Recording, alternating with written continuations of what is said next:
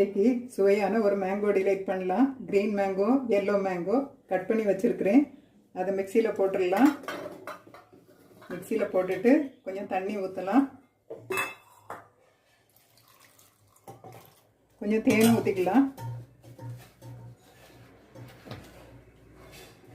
ஒரு ஸ்பூன் தேன் ஊற்றினா போதும்.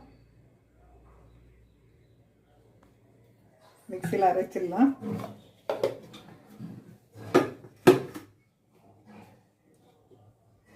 அரைச்சி அதை வடிகட்டிடலாம்.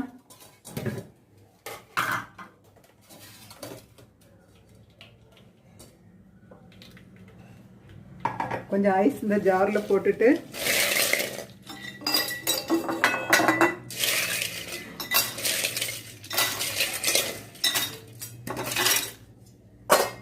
இந்த ஜூஸ் அதில் ஊற்றிடலாம்.